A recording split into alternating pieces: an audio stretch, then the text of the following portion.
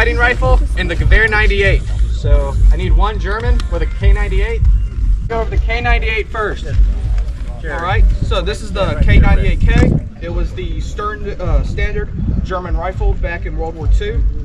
It shoots 8mm Mauser, and let's see if they want to go through all three or squad firearms. they load it in using a stripper clip. Load it, you put the stripper clip into the top, push the rounds in, and it's loaded, just like that. 5 rounds.